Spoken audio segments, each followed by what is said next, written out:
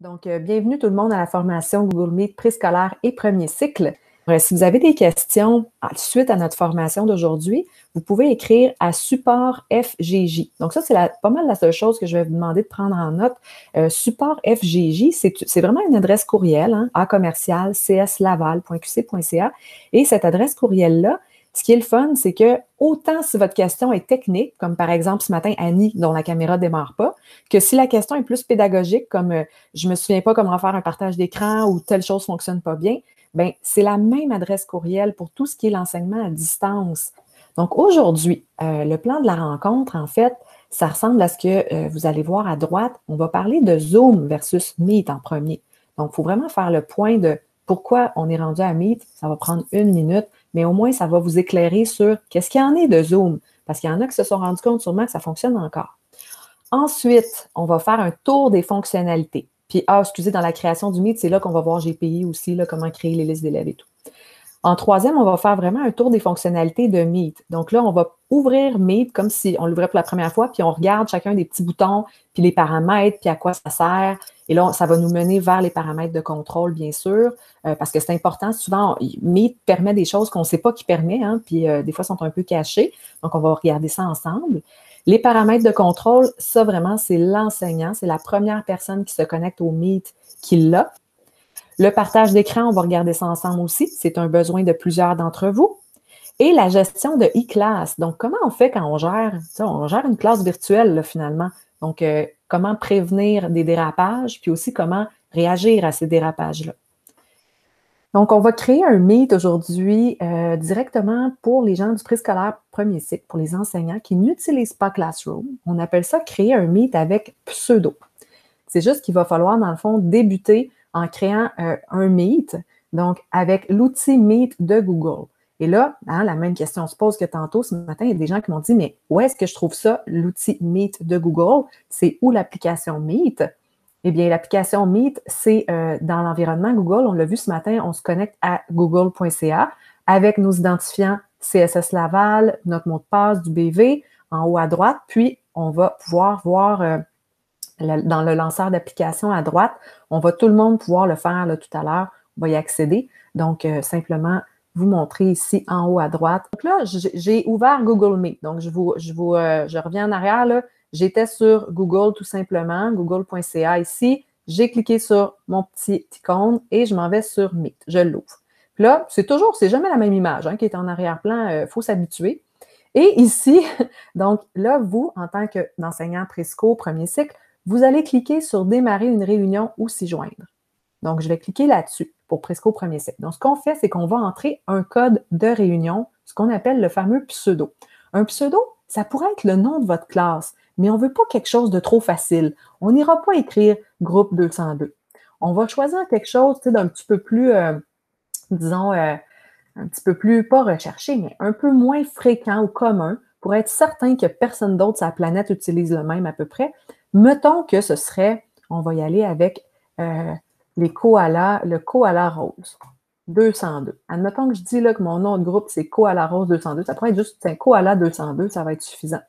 Et là, c'est koala 202. C'est lui qui est important à retenir. Il y a juste ça que vous pouvez envoyer aux parents. Écoutez comment c'est beau, hein? Et là, regardez bien. L'affaire, c'est qu'avec mon koala 202, quand je vais cliquer sur continuer, ça va me créer une salle qui va porter le nom de Koala 202 et qui va être bonne pendant 90 jours. Ça, c'est important qu'on le sache. Puis, cette salle-là, après 90 jours, ben, on va changer le nom. Qu'est-ce que vous voulez? C'est ça la vie avec Meet. Mais cette salle-là, ici, les élèves vont juste avoir besoin, ou les parents, du nom Koala 202 pour se connecter. Regardez bien. Je vais poursuivre. Donc, je vais débuter une réunion devant vous, Meet. Là, Koala 202, il n'y a personne qui est là. Parfait.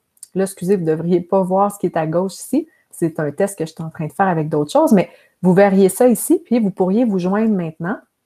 Donc, là, je ne me joindrai pas tout de suite. Ce que je vais vous montrer, c'est que les élèves, regardez, là, je suis un élève ici. Je me suis connectée à Meet en tant qu'élève. Là, vous allez dire, ouais, mais Maryse, mes élèves sont au présco, etc. Comment ils font pour se connecter? Je vais y arriver. Ils vont se connecter par le BV. C'est tout simplement. Donc, ben, vous avez deux choix. Ils peuvent se connecter. Moi, la façon que je vais vous montrer, Puis, inquiétez-vous pas, là, je vais tout vous montrer comment créer des listes d'élèves pour envoyer les numéros de fiches à vos parents, etc. Là. Mais un élève, dans le fond, va se connecter, même un petit, sur son BV. Puis, il y a le mot Google Meet qui apparaît juste sur la page d'accueil de son BV, juste ici, Google Meet, et il va pouvoir venir cliquer sur Meet. Et cette procédure-là, pour le parent, elle est ici. Donc, la procédure pour le parent est juste ici. Comment je fais pour me connecter sur le Meet à partir du bureau virtuel de mon enfant? Puis, j'ai le lien dans la formation, fait que vous allez le recevoir. Fait que ça, vous allez pouvoir envoyer ça aux parents et je vous montre la suite. Donc, mon parent, maintenant, qui est en train de se connecter à Meet, il va pouvoir ouvrir Meet comme ça. Et là, je suis connectée en tant qu'élève. Je suis sur le bureau d'Eva, qui est ma fille. Puis, elle va cliquer, ou le parent, sur « Utiliser un code de réunion ». En passant, regardez, il y a juste le choix d'utiliser un code de réunion. Il ne peut pas en démarrer une nouvelle. Il n'a pas le droit, c'est un enfant. Fait qu'il va cliquer sur « Utiliser un code » et là, devinez ce qu'il va écrire. Et oui, il va écrire ce que le nom de mon groupe. Attention, moi, regardez bien si je reviens dans mon navigateur sur Chrome, la nouvelle Koala 202, je ne me suis pas connectée encore. Hein. Vous voyez que c'est écrit « Se joindre maintenant ». Je n'ai pas ouvert la salle. J'ai fait exprès parce que je veux vous montrer qu'un élève ne peut pas se joindre à votre Koala 202 tant que vous vous êtes pas joint. Fait que ça, c'est cool. Regardez mon élève s'il essaye d'écrire Koala 202, puis qu'il fait continuer. Mais moi, je ne suis pas connectée encore. Ah, la réunion n'a pas commencé. Revenir à l'écran d'accueil. Ça va toujours lui dire ça. Ça lui demande s'il veut partager son micro, là, ici, pour que son micro fonctionne, puis sa caméra aussi, là, il faut qu'il autorise, évidemment. Mais vous voyez, il ne peut pas. Alors que si je reviens ici, moi, en tant que prof, Koala 202, puis je fais me joindre maintenant, là, je vais ouvrir une nouvelle réunion, Koala 202. Parfait, je ferme le petit X, j'en ai pas besoin. Je suis dans la réunion, bonjour les amis. Et là, mon élève qui veut revenir encore dans Meet, puis qui réessaye, il va réutiliser le code de réunion Koala 202. Et là, ça va fonctionner. Il peut participer à la réunion. Là, Maryse, est-ce que je peux te poser une question? Absolument, ma chère. C'est ça, dans mon test lundi soir, ce que j'avais fait, mais dis-moi si c'est correct, quand j'ai fait un pseudo de cette façon-là, quand j'ai ouvert ma réunion, tu sais, quand tu as ouvert tout à l'heure, là, tu pouvais copier le lien. Oui. OK, ben moi, ce que j'ai fait avec mon chum, c'est que sur Classe Dojo, j'ai copié le lien. Fait que là, l'enfant avait juste à ouvrir le lien. Oui, c'est pour ça, Mélanie, que, en fait, oui, je vais répondre à ta question. Là, en faisant ça, toi, je vais le refaire, OK? Tu as entré, mettons que tu as Koala 202. Oui, c'est ça. Que tu rentres par là, mais que tu copies le lien au lieu du pseudo, ça ne sera pas pareil. Regarde bien ça. C'est que tu fais te joindre maintenant. Puis là, le lien ici, là, tu as voulu bien faire. Tu t'es dit, je vais copier ce lien-là. Mais si tu fais ça, c'est que ce lien-là, il va marcher juste aujourd'hui. Le temps où est-ce que toi. Plus après. C'est ça, il ne marche plus après parce qu'à chaque fois que j'ouvre une salle Koala 202, moi, en tant que prof, ça génère un nouveau lien. Ça, c'est un paramètre de sécurité ultra important. Donc là, ce lien-là, il fonctionne pour aujourd'hui, mais demain, si je rentre encore mon Koala 202, le lien ici va changer. Ça assure une sécurité. Tu sais, ça se renouvelle à toutes les fois qu'on crée la salle Koala 202. Mais les élèves peuvent toujours nous rejoindre dans la salle Koala 202 parce qu'on est les seuls dans cette salle-là. Mais le nom du lien ici, il change à chaque jour, à chaque salle, à chaque fois qu'on ouvre la salle. L'exploration de Meet, en fait, c'est pas très compliqué.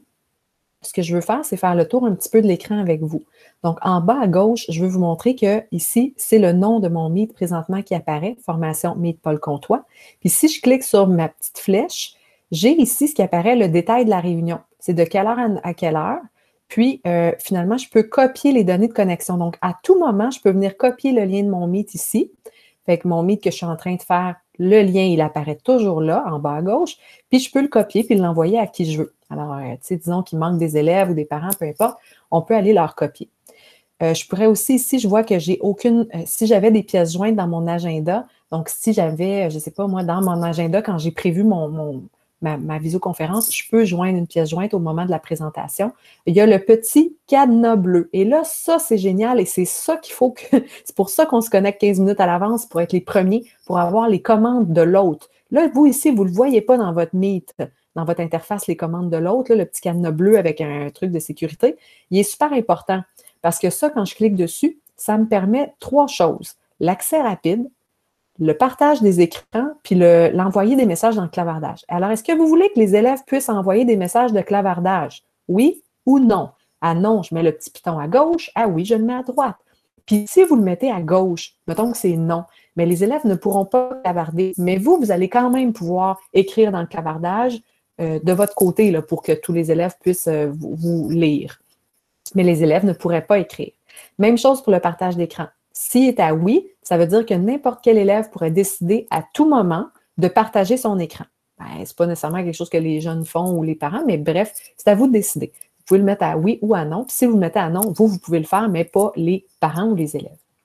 L'accès rapide ici, ça va concerner peut-être plus les plus vieux, mais je pense que vous avez eu cette problématique-là à votre école. C'est pour éviter tout utilisateur qui n'est pas invité de se joindre à votre rencontre. Parce que là, vous savez bien que quand j'ai dit tantôt, là, les élèves, là, ici, là, regardez, quand ils s'en vont ici, là, les élèves, comme vous, là, vous le voyez, hein, les données de connexion, puis vous êtes en mesure aussi de les copier.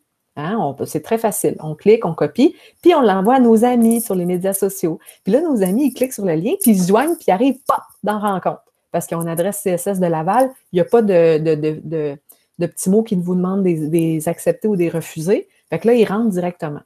Pour éviter ça, ce que vous pouvez faire, une des choses que vous pouvez faire, c'est dans les commandes de l'autre, de venir désactiver l'accès rapide. Ça veut dire que tous tes utilisateurs, dans le fond de ton CSS, là, tous les gens qui tentent de se connecter, mais même les gens de ton organisation, là, ça va générer un petit pop-up au milieu de ton écran, puis ça va dire, est-ce que vous acceptez qu'un tel se joigne à votre rencontre ou pas? OK. Alors là, vous voyez, j'ai ouvert l'image. Tantôt, j'étais au début du Meet, puis là, il y a quelqu'un en dehors de la commission scolaire de Laval, mais qui avait un courriel Gmail, qui essayait de se joindre. Alors, vos parents, là, s'ils ne prennent pas le compte de leur élève, c'est ça que vous allez voir ici. Ça, vous allez le voir pour chaque fois que quelqu'un est en dehors du CSS de Laval, veut se joindre à votre Meet, vous allez devoir soit l'accepter ou le refuser. Puis là, on ne peut pas tasser cette boîte-là, puis on ne peut pas le mettre dans une salle d'attente non plus. On n'a pas le choix de faire soit accepter ou refuser. Donc ça, c'est en tout temps. Peu importe que vous ayez activé ou désactivé l'accès rapide, ça, c'est les gens en dehors du CSS de Laval. Alors, chaque fois que quelqu'un qui n'est pas avec un compte CSS, cslaval.qc.ca, veut se joindre, il ne peut pas rentrer directement. Si je laisse l'accès rapide activé, les gens de l'extérieur, ça va quand même faire un pop-up qui va vous avertir qu'ils veulent rentrer, mais si je le laisse comme ça, les gens du CSS de Laval, que vous n'avez pas invité nécessairement, vont pouvoir se joindre directement à votre rencontre. Si vous le désactivez, bien, ça veut dire que les gens du CSS de Laval, que vous n'avez pas invité, donc même vos élèves, là, bien, ça va faire un petit pop-up et vous allez devoir les accepter. C'est ça que ça veut dire. Donc, ça, c'est pour l'accès rapide pour les petits paramètres. Le micro ici, donc ça désactive mon micro à moi. Hein, c'est important, ça ne désactive pas celui des élèves. Ça ici, bien sûr, c'est pour terminer l'appel. José Minot, oui, tu as levé la main. Je vais prendre ta question tout de suite. Oui, c'était au niveau, là, dans le fond, vous demandez de le désactiver ou de le laisser actif, Bien, moi, si j'étais vous, je le laisserais ouvert comme ça au début de ma rencontre parce que là, les élèves, ils vont se connecter avec leur compte puis ils vont rentrer. De le désactiver en début de rencontre, est-ce que ça permet justement de faire comme une genre de salle d'attente au lieu que les élèves rentrent tout de suite? Oui et non. C'est que oui, effectivement, c'est une bonne façon de faire. Puis ce qui est le fun, c'est que tous les élèves vont s'ajouter un en dessous de l'autre. Dans le pop-up que je vous ai montré tantôt, j'en avais 2 autres personnes. Fait qu'ils vont tous s'ajouter un en dessous de l'autre. C'est une bonne idée. Puis après ça, de dire à telle heure, OK, je vous admets, puis tout le monde rentre. Mais ça pourrait être ça aussi, José, ça pourrait être une façon de faire un genre de salle d'attente, effectivement. Puis, bonne idée. Oui, super. Donc, je disais, la caméra ici, c'est pour désactiver votre caméra. À vous, bien sûr. Le crochet, je passe tout droit parce que c'est un outil externe là, que moi, je fais des tests puis que j'ai juste installé. Le bouton lever la main, donc, qui est nouvellement arrivé, je crois que tout le monde l'a. Juste vous dire, ça peut prendre jusqu'à 2 semaines quand Google fait une nouveauté pour que ça soit poussé à tout le monde. Puis c'est ce que je vais vous expliquer aussi pour mon petit micro que moi j'ai puis que vous n'avez peut-être pas. Ben là, en fait, lever la main, comme je vous ai montré, le bouton est super intéressant. Et ce qu'on va faire, nous, c'est qu'on va probablement désactiver le node ici pour tout le monde parce qu'on a eu plusieurs mauvais commentaires, comme quoi les petits, justement, n'arrivaient pas à s'empêcher un peu de cliquer sur n'importe quel emoji puis que ça rendait ça lourd, là. Fait qu'on l'avait poussé parce qu'il n'y avait pas d'autre option pour lever la main pour des élèves. Mais là, maintenant qu'il y en a une nouvelle option, on va probablement désinstaller ça. On se donnait 1 à 2 semaines le temps que tout le monde ait le bouton lever la main. Puis après ça, on va désinstaller comme organisation Node. Il ne sera plus là. Mais vous pourrez quand même vous le réinstaller ou les élèves peuvent se le réinstaller au besoin, là, mais il ne sera plus là par défaut. Le petit bouton juste en haut à droite qui permet de mettre à muet tous les utilisateurs n'est pas visible par défaut. Ce n'est pas un ajout qui a été fait directement dans Meet, c'est suite à une extension que j'ai installée, dans le fond, qu'il apparaît. Donc, si vous voulez l'avoir pour mettre à muet tous vos participants, vous devez aller dans le Chrome Web Store, écrire Mute All on Meet, juste ici en haut, et là, vous pourrez cliquer sur l'extension pour l'ajouter à Chrome. Présentement, moi, elle est déjà ajoutée, donc on me propose plutôt de la supprimer. Une fois qu'elle est ajoutée et que vous ouvrez un Meet, ce bouton-ci va apparaître et vous permettre de l'utiliser tel que je vous en fais la démonstration maintenant. Ce bouton-là, ce qu'il permet de faire, quand je clique une fois dessus, tous les micros sont éteints. Donc là, je vous demanderai, allumez votre micro tout le monde, puis on va faire un test. Je vais l'éteindre pour tout le monde. Alors, tout le monde est en train d'allumer son micro. Génial. Et là, moi, je vais cliquer, hop. Ah, c'est le fun que vous avez vu, il m'a fait plein de pop-up dans mon écran qui me disait que j'étais en train de désactiver des micros. Et là, il semble que ça n'a pas désactivé tous mes micros. Je reclique encore. Là, j'ai juste cliqué une fois, mais c'est comme s'il faisait... Ah, mon Dieu, il le fait juste comme à 3 personnes à la fois. C'est quoi ça? Moi j'étais en retard. Ah! OK, bien là, touchez plus à rien. Soit dit en passant, je peux couper des micros, mais je ne peux pas vous les réactiver. À chaque fois que c'est comme en classe. Je dis à un élève de se taire, mais je ne peux pas l'empêcher de se rouvrir la bouche par la suite. Donc, vous pouvez réactiver vos micros. C'est la même chose, donc même type de contenu. Sinon, si on va aller mettre un élève à mute, on va venir ici afficher tous nos élèves. Et là, ils vont s'afficher à droite complètement. Et mes élèves ici, je vais en fait pouvoir venir, par exemple, oups, quelqu'un veut se joindre à l'appel. Oups, Maria se rejoint à nous. Donc, si par exemple, tiens, j'ai demandé à Edith d'ouvrir son micro, et là, on va voir dans ma section de droite, le micro d'Edith est ouvert. On indique quand le micro est ouvert, il y a 3 petits points. Si Edith parle, tu peux parler, Edith, s'il te plaît? Oui, je te parle. Est-ce que vous m'entendez? Parfait. Oui, et surtout, on a vu des petits symboles verts qui s'activaient quand tu parlais. Alors là, ça, c'est une façon aussi de trouver rapidement qui est en train de parler, parce que des fois, on ne voit pas tous nos participants. Alors, allez dans l'onglet participants, puis promenez-vous comme ça. Vous allez voir quel micro est ouvert. Puis en plus, si la personne parle, vous allez voir du vert qui se promène, là, des petites zones vertes là, qui se promènent. Alors, ça permet d'identifier qui est en train de placoter. Et là, comme Edith n'arrête pas de placoter, je vais venir ici dans mes 3 petits points verts et je vais désactiver le son de Edith, mais Edith va pouvoir la réactiver, hein, puis elle est la seule à pouvoir le faire. Alors, Edith, désolée. Désolée, je t'ai désactivé ton son. Là, si c'était pour juste le son d'une personne à la fois, vous avez vu qu'il y a aussi 3 autres petits points plus loin à côté d'Edith. Donc, si je reviens sur mon bouc émissaire, Edith, j'ai ici à la fin, je peux l'épingler à l'écran. Donc, ça, ce que je peux faire si je fais ça, c'est Edith qui se retrouve. Bonjour Edith, tout le monde te voit présentement. Alors, tu es centrale. Alors, je suis en train de présenter mon écran, puis c'est Edith qui fait une présentation, donc je vais venir l'épingler au centre. Je peux annuler l'épinglage d'Edith. Merci Edith. Et si jamais Edith poursuit son bavardage constant et qu'elle n'écoute pas mes consignes, je peux bien sûr la supprimer de la réunion. Là, malheureusement, il n'y a pas de salle d'attente. Hein? On ne l'envoie pas dans le corridor, on l'envoie comme direct chez la directrice. Fait que c'est pas super de supprimer de la réunion, c'est comme un dernier recours. Puis une fois que vous l'avez supprimé de cette façon-là, il ne peut même plus recogner dans votre porte tant que vous ne l'avez pas invité. Puis pour l'inviter, il faut aller en haut ici. Donc, mettons que j'ai exclu une personne. Il faut que je revienne dans l'ajouter ici. Puis il faut vraiment que je l'invite avec son adresse courriel, là. Fait que, tu sais, ma petite cocotte, admettons que c'est une vraie élève, là, je l'ai exclue. Puis là, ben, je me dis, t'es exclu pour 5 minutes. Là. Dans 5 minutes, tu reviendras. J'ai juste à réécrire son nom, ben, son adresse courriel pour l'inviter, ajouter un destinataire. Puis là, je vais cliquer sur envoyer le courriel, mais l'élève n'a même pas besoin d'aller dans son courriel. Il va pouvoir vous rejoindre aussitôt que vous avez fait cette opération-là. Il peut recliquer sur votre lien Meet, puis il va rentrer de nouveau. Fait que c'est vraiment sécuritaire. Sachez toutefois que vous ne pouvez pas exclure un élève plus que 3 fois, parce qu'après 3 fois, il ne peut plus du tout rejoindre votre réunion. Donc, c'est à utiliser avec parcimonie. Alors là, je suis toujours dans les personnes. Puis ici, j'ai mes commandes de l'autre qui me permettent de voir rapidement le partage d'écran, envoyer du clavardage. Ça me permet de dire vite, vite, ah non, je veux qu'il arrête de clavarder, au lieu d'aller cliquer en bas à gauche sur mes petites commandes de l'autre. C'est juste un petit raccourci.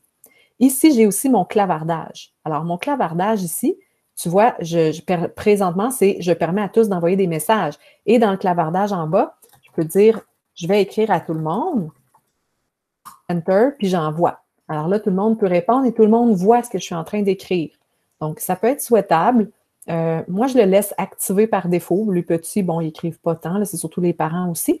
Mais si jamais, et là, comme vous voyez, Jacinthe, donc je vois bien ton message, les autres le voient aussi, c'est parfait. Si jamais ça devient envahissant, on avertit les gens, les jeunes, il faut leur donner nos attentes, il faut leur dire à quoi on s'attend avec le clavardage. On dit, on le laisse ouvert, mais c'est au cas où j'oublierais quelque chose ou vous voulez apporter quelque chose à mon attention ou, votre bouton ne fonctionne pas de main levée. Bon, avec les petits, on va plus y aller avec les mains levées, mais je voulais quand même vous parler du clavardage. Là, je vais fermer avec le petit X cet onglet-là, qui est mon onglet de personne, à ne pas confondre avec, bien sûr, le petit téléphone rouge qui, lui, sert à vraiment couper la rencontre. Je me trompe encore des fois. Et donc, mon clavardage, il était ici. Donc, vous voyez que dans mes personnes, j'ai aussi accès au clavardage, mais j'ai aussi accès directement ici. Et là, il y avait un petit rond vert. Ah, et puis là, mon petit rond vert, il y avait un tout petit rond vert en haut du clavardage. Ça m'indiquait qu'il y avait quelqu'un de nouveau qui avait écrit quelque chose. Fait que c'était juste pour ça. Finalement, les 3 petits points en bas à droite, le plus d'options. Ça, c'est le fun, parce qu'il y a plein d'affaires là-dedans. Premièrement, il y a ici, c'est écrit, ben là, vous, peut-être, vous ne l'avez pas, parce que, ben en fait, vous ne l'avez pas. Vous êtes, attends, vous êtes des profs, fait que vous devriez voir enregistrer. Vous voyez ça? Marie, j'avais juste une question pour le clavardage. Oui. Vas-y, ma chère, ben oui. Est-ce qu'ils peuvent, tu sais, sur Zoom, là, on s'écrivait en privé. Est-ce qu'ils peuvent le faire de cette, est-ce qu'on, c'est pas merveilleux. Non. Parfait. Ah, t'es contente de ça? Ben oui. Parfait. Parce que dans le fond, moi, c'est un peu ça qui me dérangeait. Tu sais, s'ils veulent écrire pour tout le monde, c'est correct, mais de jaser de côté. Et en passant dans Zoom, on pouvait désactiver cette fonctionnalité-là aussi dans les fonctions avancées. Parfait. Oui. Super. Merci. Bonne question. Alors, effectivement, mais moi, je trouve ça, pour moi, j'aime pas ça, qu'on ne puisse pas s'écrire en privé parce que moi, ce que j'aurais aimé permettre, c'est que, par exemple, les élèves puissent écrire seulement à l'enseignant en privé. Tu sais, j'aurais aimé, en tout cas, je vais écrire à Google, là, puis en espérant qu'ils vont m'écouter. Fait que, bref. Donc, non, c'est ça, c'est pas possible. Donc, dans les autres options, il y a le tableau blanc qu'on va voir à la fin ensemble. Il y a probablement, vous allez avoir en tant qu'enseignante enregistré la rencontre, enregistré la présentation. Les élèves ne l'ont jamais, ça, ce bouton-là. Là. Même si l'élève se connecte avant vous, sachez qu'ils n'auront jamais l'option d'enregistrer un Meet de cette façon-là. Donc, ça, c'est intéressant à savoir. Modifier la mise en page, qui est super, super important. Modifier la mise en page, là, c'est ceci. C'est que j'ai 4 choix d'affichage. Par défaut, c'est automatique. Donc, par défaut, automatique, regardez ce que moi, je vois quand je présente ma rencontre. Donc, ça dit que je présente mon contenu à tous les participants et je vous vois ici en termes de tuiles. Mais je ne vois pas tous mes élèves. Donc, ça, c'est un petit peu dommage, c'est un petit peu plate. Fait que ce que je peux faire, bien là, vu que je présente, admettons que je vais présenter une autre fenêtre ici, là, je présente mon autre fenêtre, mais je ne vois plus du tout mes élèves, là, je ne les vois plus. Donc, il y a des façons de pouvoir voir nos élèves en même temps. On va regarder ça ensemble. Donc, là, présentement, je suis en affichage, comme je vous disais, automatique. Je vais encore modifier la mise en page. Puis, soit dit en passant, tant que ce mode d'affichage-là est sélectionné, ça va toujours être le même mode d'affichage visio après visio. OK? Tant que vous ne le changez pas. Si vous le changez, par exemple, en mode tuile, bien, il va rester en mode tuile lors de vos visios ultérieures aussi. Donc là, en mode tuile, regardez, je vois beaucoup plus de visages lorsque je présente. Donc, ça, c'est intéressant, ce mode-là. Si je modifie encore ma mise en page, c'est projecteur. Alors là, projecteur, ça, c'est l'idéal pour vos élèves. Et là, je ne veux pas vous faire peur, là, mais les 4 options de mise en page, les élèves aussi peuvent les modifier. Ce n'est pas pour vous compliquer la vie, mais juste vous dire que par défaut, les élèves, c'est sur automatique. Ça veut dire que quand vous partagez votre écran, eux, ils voient votre écran en gros, puis ils voient en moyen, peut-être en 1/4 de l'écran, là, les visages à côté, comme tout à l'heure, dans le fond. Je vais prendre barre latérale, là, parce que c'est lui qui me restait. Barre latérale, c'est que mes élèves, je vois juste une ligne sur le côté à droite, puis j'en vois pas beaucoup, j'en vois 4.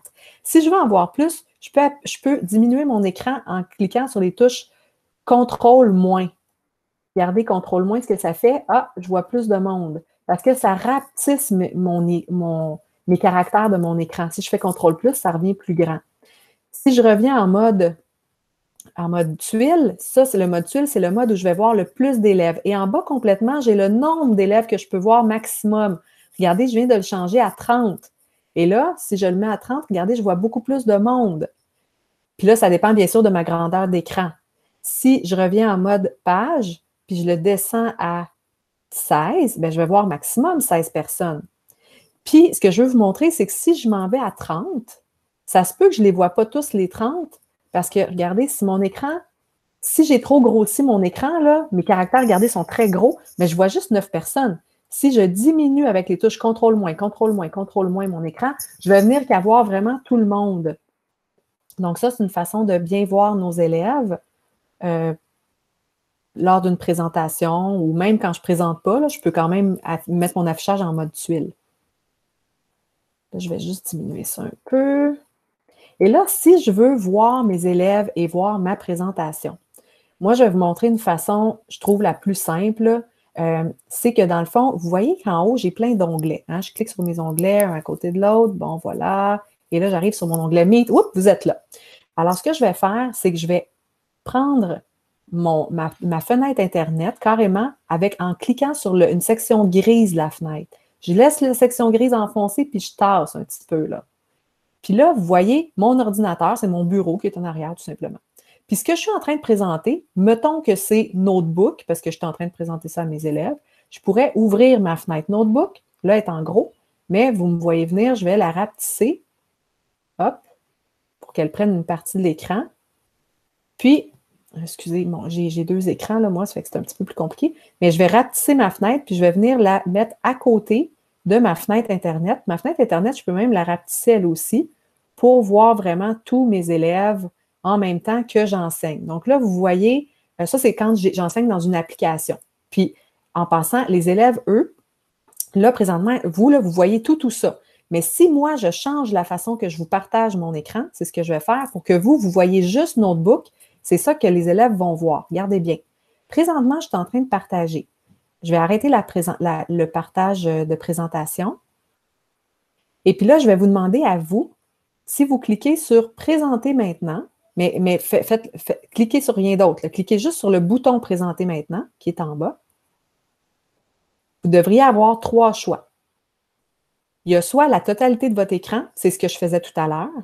Il y a soit une fenêtre. Et là, une fenêtre, c'est une application de ton ordinateur qui est ouverte, qui est à l'extérieur de ton Internet. OK? Ou un onglet, bien ça va être l'idéal pour juste un onglet qui est déjà ouvert à côté de toi, par exemple. Donc là, je vais vous montrer la différence. La totalité de l'écran, vous avez vu, c'est que l'élève voit exactement ce que vous voyez. C'est tout simplement ça. Une fenêtre, je vais le sélectionner maintenant. Puis quand je sélectionne ça, j'ai le choix entre toutes mes applications qui sont ouvertes. Présentement, dans mes choix de fenêtres, j'ai Meet, j'ai Google, j'ai Notebook, puis c'est tout parce que je n'ai rien ouvert d'autre. Je clique sur mon Notebook à moi et là, présentement, vous allez voir dans quelques secondes juste mon Notebook en gros. C'est bien le cas? Bien, dites-vous que moi, je vous vois encore dans ma fenêtre d'à côté, là, mes petits élèves de tantôt, parce que j'ai pas juxtaposé, mais j'ai mis mes 2 fenêtres côte à côte. Donc ça m'aide à vous voir. Si jamais il y a quelque chose, je vois vos réactions, je vois que vous n'écoutez pas, je vois que vous êtes couché sur votre bureau, je peux intervenir. Je vais cesser, je vais vous montrer maintenant si ce n'est pas une application que vous voulez montrer, mais que c'est plutôt... donc là, bien, excusez, là, je n'ai pas fait grand-chose dans mon notebook, hein, mais je pourrais vous dire que je vous aime. Bon, alors voilà, et vous voyez ça en direct. J'arrête mon partage. Puis maintenant, si je veux vous partager encore un écran, mais que ce soit une fenêtre Internet, puis je veux vous voir quand même. Attendez une minute, on va fermer ça ici. Je vais vous le montrer en tant que prof, puis après, je vais le faire. Donc là, je vais partager la totalité de mon écran pour que vous voyez vraiment la même chose que moi. Ce sera pas long. Donc là, vous voyez ma fenêtre Internet qui prend toute la place. Parfait. Je vous vois les cocos. Puis là, disons que je veux présenter quelque chose qui est sur Classe Dojo. Je ne sais pas, là, peu importe quoi. C'est cette fenêtre-là que je veux présenter, mais moi, je ne vous vois plus là, quand je clique sur Classe Dojo. Ce que je vais faire, je vais prendre mon Classe Dojo. Donc, encore là, je vais tasser ma fenêtre un petit peu. Je vais prendre la petite onglet de Classe Dojo. Je laisse mon curseur peser dessus. Là. Je pèse, puis je le tasse encore. Et magie, il sort, puis il devient une autre fenêtre aussi. OK? Là, ici, excusez, je vous ai perdu. Je reclique sur vous, sur Meet. Je vais diminuer un petit peu peut-être ma fenêtre de Meet. Je vais prendre ma fenêtre ici. Elle est ben trop grosse, cette fenêtre-là. On va la rapetisser aussi. Je la tasse encore. OK, parfait. Puis là, présentement, vous voyez moitié vous autres, puis moitié Meet. Mais là, les élèves, on ne veut pas qu'ils voient ça. Fait que je vais faire la même chose que tantôt. Je vais cesser ma présentation que j'avais. Puis au lieu de partager tout mon écran, je vais venir cliquer sur « Partager un onglet ». Puis mes onglets, ils vont tous apparaître un en dessous de l'autre. Là, vous allez pouvoir le faire dans quelques secondes. Puis vous allez pouvoir choisir, j'en ai un qui s'appelle Classe Dojo. Ils portent tous un nom, sont tous un en dessous de l'autre. Je vais faire une capture écran, là, je vais vous le montrer après. Fait qu'ils sont tous un en dessous de l'autre, puis ils ont un titre, ils ont le titre donc de l'onglet. Puis si je clique sur « Partager » juste Classe Dojo, bien présentement, même si je vous vois encore, vous allez juste voir Classe Dojo. C'est bon? Fait que c'est de cette façon-là qu'on fait un partage d'écran qui est, disons, optimal, je trouve. Puis là, c'est sûr que moi, ma fenêtre de Classe Dojo, rien ne m'empêche, même si elle est un peu petite, de l'agrandir un peu pendant que je vous parle pour pouvoir interagir dessus. Puis, bon, cliquez sur « Envoyer », OK, « Envoyer maintenant ». Puis là, vous voyez exactement ce que je suis en train de faire, mais vous le voyez en plus gros. Et puis, moi, ben, je le vois en plus petit. Donc, ben, je peux l'agrandir pendant que je travaille. Puis là, je tasse ma fenêtre un peu, je me promène. Puis ça me permet de voir quand même, puis de faire ce que j'ai besoin de faire on the side. Donc, c'est ça. Quand on présente, la totalité de l'écran, c'est bon pour le partage de tous les jours, j'appelle ça comme ça. Mais quand je fais ça, je perds mes élèves. Une fenêtre, c'est si je veux une application comme Notebook ou que j'ai ouvert un autre logiciel sur mon ordinateur là, qui roule à côté en même temps que mon Chrome, mon Google Chrome. Puis un onglet, c'est idéal pour la vidéo puis les animations. Donc, quand je vais partager un onglet, je vais avoir le choix de le partager avec le son. Donc, ce que je veux vous montrer, c'est que quand je partage un onglet, je vais juste diminuer le son de YouTube. Voilà. Alors là, vous devriez voir. Alors voilà, la personne est en train présentement, elle a partagé un onglet Chrome. Et quand elle fait ça, l'onglet Chrome, tous les onglets qui sont ouverts ici en haut, là, 1, 2, 3, bien là, elle n'a pas tant, là, mais elle devrait avoir 6, 7 onglets parce que tous les onglets apparaissent ici. Puis elle choisit, par exemple, l'onglet YouTube où est-ce qu'elle a parti son petit film pour ses élèves. Puis elle doit cliquer, vous devez cliquer ici sur « Partager le contenu audio ». En faisant ça, en partageant un onglet avec le contenu audio, ça, c'est si vous voulez partager un film à vos élèves. C'est la façon de faire. Puis ça, je ne peux pas vous le montrer à part que dans une vidéo parce que moi, évidemment, si je vous partage mon écran comme un onglet, vous ne verrez pas cette fenêtre-là. C'est pour ça que je voulais vous le montrer. Alors, je vous le testerai également. Là, bien là, c'est sûr que vous ne pouvez pas le tester en tant qu'élève parce qu'il va bien entendre, là, mais ils entendent généralement bien. Si jamais le son ne fonctionne pas bien, dites-vous que c'est à cause de la connexion Internet. Ça prend un certain niveau, une certaine rapidité de connexion Internet là, quand on partage de l'audio puis de la vidéo. Là, c'est vraiment une coche au-dessus de quand on fait de la visioconférence. Alors, c'est sûr que moi, je ne vous conseille pas à la base de faire jouer une vidéo en même temps que vous êtes dans une visio parce que ça demande beaucoup, beaucoup au niveau d'Internet. Mais si vous avez à le faire, sachez que c'est en partageant un onglet puis il faut que votre vidéo soit dans le fond sur Internet pour que ça fonctionne bien. Sinon, si votre vidéo est juste sur votre ordinateur, ça va être vraiment cacophonique au niveau du volume. Alors, je cesse le partage. Donc, je vous laisse on se laisse un bon 5 minutes. Là. J'aimerais donc que vous alliez faire les tests de partage d'écran, comme on vient de tester les 3 façons. Et puis là, c'est sûr que vous n'avez pas plein d'élèves, là, mais si vous voulez, vous pouvez peut-être inviter des gens. Peut-être que vous pouvez vous inviter 2, 3 personnes, là.